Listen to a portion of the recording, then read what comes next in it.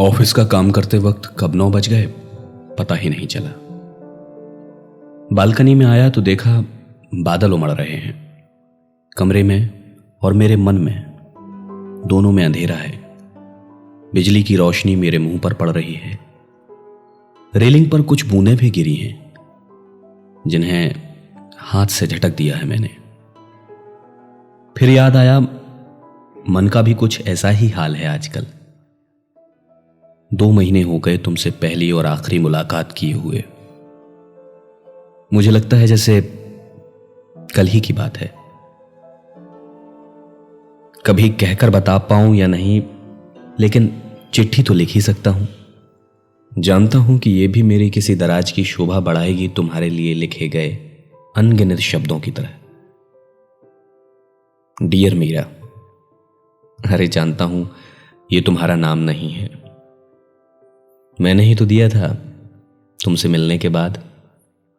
तुम्हें देख के पहली बार बस मन में यही नाम आया। बस फर्क इतना था कि उस युग में मीरा दीवानी थी और इस युग में ये कृष्ण दीवाना है। मैट्रिमोनियल साइट से शुरू हुआ किस्सा ईमेल के जरिए फिर फेसबुक तक जा पहुंचा। बस कुछ नहीं बदला था तो वो तुम्हारी ना थी।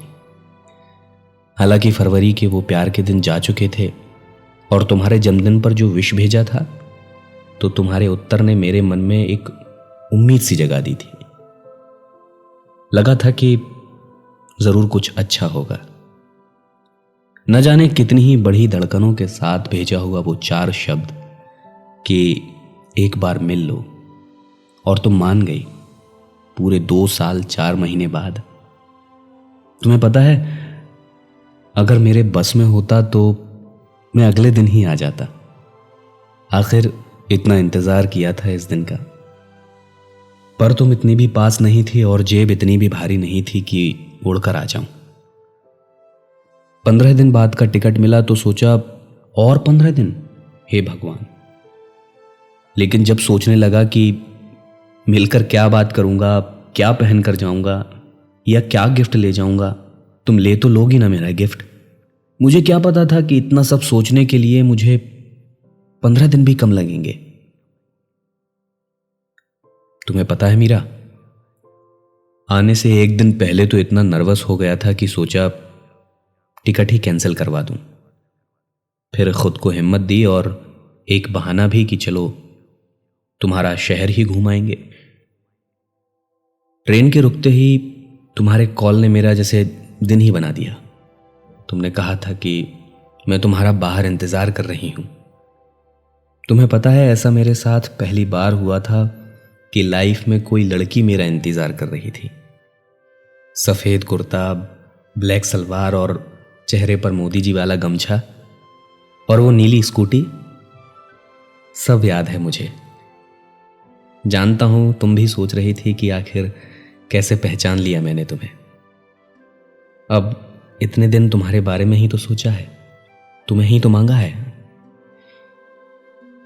पता है, तुम्हारी वो मुस्कुराती हुई आंखें मेरी पलकों पर रहती हैं। तुम दिल, दिमाग, आंख, फेफड़ों, लिवर सब में घूमती रहती हो, बस जिंदगी में ही नहीं हो। अभी चंद घंटे बाकी थे फरवरी जाने में, तो हम उसी समय मान लिए कि वैलेंटाइन बाबा एक ना एक दिन सबकी सुनते हैं। जब सारी ख्वाहिशें पूरी हो जाती हैं तो हाँ भी हो ही जाएगी। ऐसा नहीं था कि तुम्हारे शहर पहली बार आया था, पर उस दिन तुम्हारे पीछे बैठकर शहर देखने का सुकून ही कुछ और था। लगता था जैसे जिन रास्तों से हम गुजरे हैं वो कह रहे हों कि चिंता न करना, हम गवाह हैं तेरी दास्तां के। मुझे हमेशा से स्कूटी चलाती हुई लड़कियां बहुत पसंद हैं, जैसे किसी ने उनको पंख देकर आसमान में खुला छोड़ दिया हो, कहा हो कि जाओ और जी लो अपनी जिंदगी। मुझे याद नहीं कितनी देर में तुम्हारे पीछे बैठा रहा और रास्ते में तुमने मुझे क्या क्या बताया अपने शहर के बारे में। मैं बस तुम्हारी स्कूटी के फ्रंट मिरर से तुम्हारी आंखों को निहार कर तुम्हारी हाँ में हाँ मिलाए जा रहा था। तभी अचानक से ब्रेक लगा और मुझे होश आया। सामने चाय की दुकान थी। दूसरा सरप्राइज था हमारे लिए। अच्छा, तो मैडम जी रिसर्च करके आई हैं फेसबुक से कि हम चाय के कीड़े हैं। चाय की दुकान देखकर लगा कि ये हुई ना बात। वैसे भी ट्रेन की चाय कभी से पसंद नहीं आती हमें। उस चाय की दुकान पर 2 बातें बड़ी ही अच्छी हुई। पहली ये कि चाय बहुत अच्छी थी, और दूसरी ये कि मुझ में हिम्मत आ गई तुमसे सब कुछ कहने की जो मन में था। और गिफ्ट में किताबें देखकर तो तुम्हारी आंखें जैसे चमक ही पड़ी थी। वाओ, आई नेवर एक्सपेक्टेड कि इसमें किताबें होंगी, और सच में मैं बहुत खुश हूं। एक एक शब्द याद है मुझे तुमसे मुलाकात का।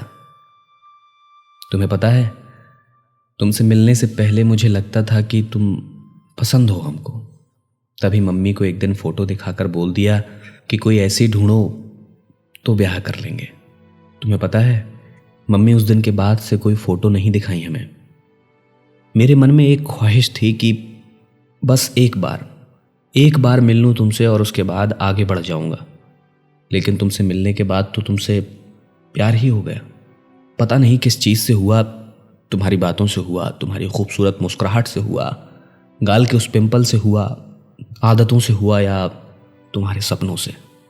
उस रिवर फ्रंट की सीढ़ियों पर तुमसे बात करते हुए, तुम्हें सुनते हुए 6 घंटे कब बीत गए पता ही नहीं चला। पास से कौन गुजरा, हवा के झोंके कब आए, कब चले गए, एहसास ही नहीं हुआ। फिर अचानक से तुम्हारी वो बात, 4 बज गए, अब मुझे चलना चाहिए।